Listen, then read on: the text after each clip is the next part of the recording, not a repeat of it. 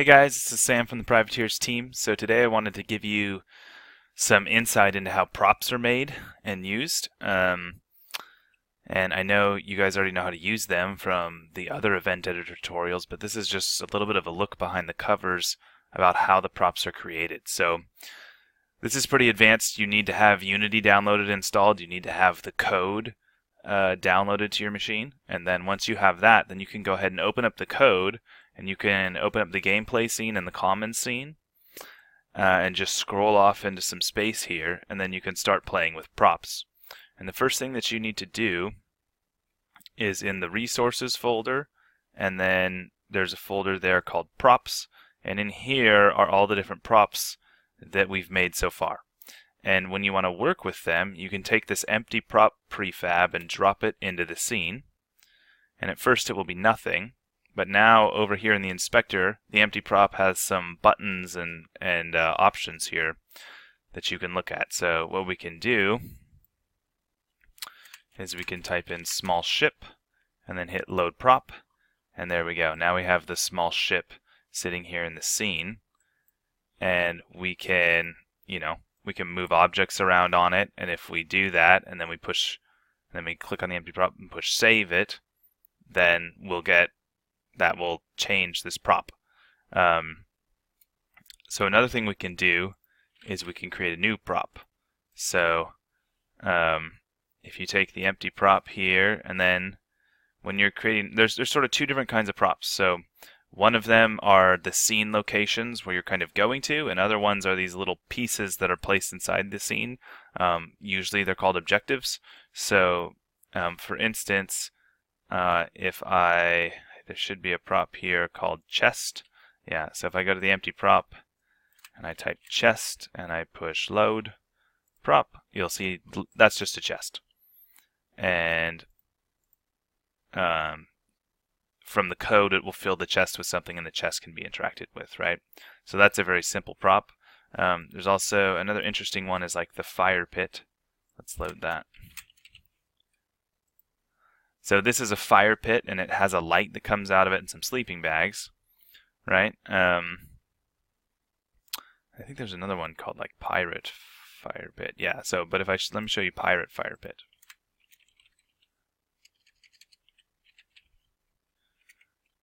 Load prop. So this one's almost exactly the same, but the difference is you'll see it has these things in them called character markers. And these indicate that a character should be added into the scene with this prop. And you can see it adds a pirate that's hostile, and it's just one of them. And then we have 3 spots. So when you place this in your scene, it automatically sort of places 3 enemy pirates with it. So you can create sort of these little, nice to look at groupings of some objects in the scene along with enemies that sit with those objects. So that's a nice tool as well, and then you can add these to the scene as props or objectives in the scene. And there's examples of that in the game already. The other thing that's important about the prop is that it has these boundaries. So actually this one maybe doesn't. Yeah, it doesn't. But so this is sort of the little props that you put into the scene. The other kind of prop is the prop that is a location. So let's load one of those and look at it. So for instance, we can look at shore 1. Okay, so here's the shore, and it's grass with some beach, and it has these things in it called point of interests, and these come from in this prefabs folder in the rows. There's this POI. You can add these into the prop, and these give important locations. So the first important location is where the crew should start. And here I'm saying the crew starts right here in the middle of the shore. You can add multiple of these in, and it will pick one at random. Then other point of interests are like where enemies should spawn. So you can say like these are the 4 locations where enemies tend to spawn on the shore. So if you add 4 groups, then they'll end up at these 4 places. If you add 2, it will be a random 2. If you add 5, it will put them at these 4 places plus 1 random spot, right? And then the other one are these exclamation points. These are point of interest set to a type objective. So you set the type over here. So I can set it to start location, set it to objective. these are where objectives should place in the scene. So if you add, for instance, a chest into the scene, it will show up at one of these exclamation points. Or if I added fire pits into the scene, the fire pits would show up at one of these exclamation points if I add them as an objective, right?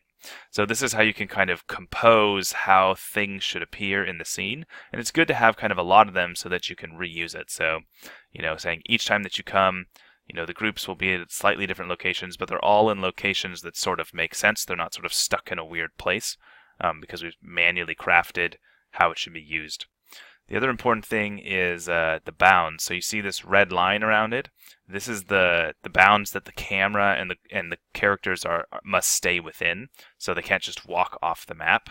And that's set in here on the prop controller. It has these bounds, so you can shrink them and grow them however necessary, but you want them to sort of fit into the prop with a little bit of buffer room so that the camera's not seeing off the edge of the prop. But this is basically how we build them. And then if you look in the resources file, there's this folder called tiles. These are all the different tiles.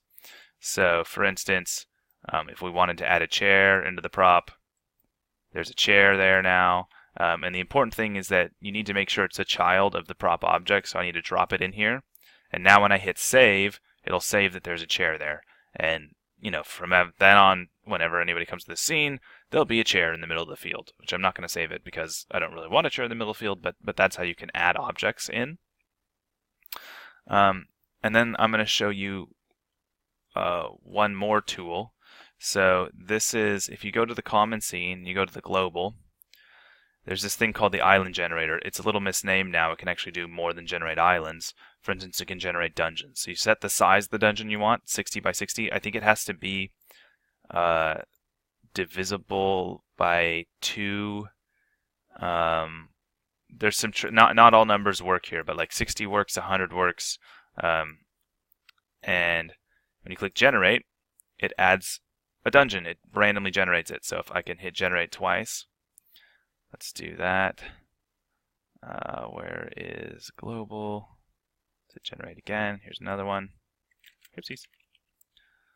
Click it and move it out here, and you'll see that they're both different. It randomly generated some layout of connected rooms for a dungeon.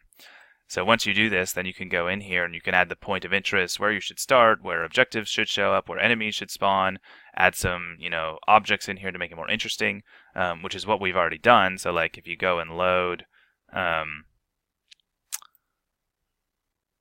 let's look. If you load Dungeon 1, and so by the way, if I just put a new name here and hit save, it'll automatically add it into this folder, so then I have a brand new prop. So if I hit load, here you'll see one that I've already done. So it has a start location here in the middle, there's objectives that show up out here sort of in the leaves, there's lots of enemy generations, and then I put some decorations in there to make it more interesting. So that's an example of how we create a dungeon. This one looks like it's 50 by 50 or something, which is probably the normal size. You don't want to make them too big, right? Because the events are sort of pretty, you don't want them to take a long time to get through. So you kind of want to, I think this is a good size. And then you can generate some other things as well. So, like an island. If you want to generate that, you can go select island, generate.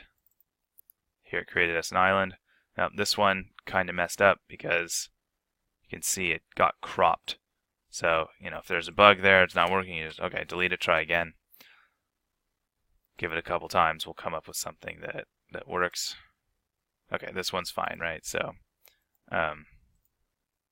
here we have an island now that you can go decorate and, fill in however you want. And then also you can make like a single room. And how I make a shore is I just make a really big island and then I like crop it down so that you can't see all the way around it. And there's a way to do that as well. So they have this crop prop. So like if I go to this, let's delete this one. If I go to this dungeon that I generated and I pull the bounds in like this and then hit crop prop, it deletes everything that's outside of the bounds. So you can use that to like make a shore or something. And And then let's go and just show making a room. Just make it like 20 by 20. Generate. Here's our room.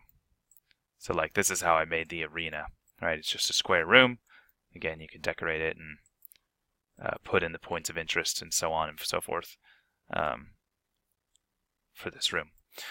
Also, one thing that's interesting to note for sort of advanced usage is, if I have this room and I go to the prefabs and put in a character marker.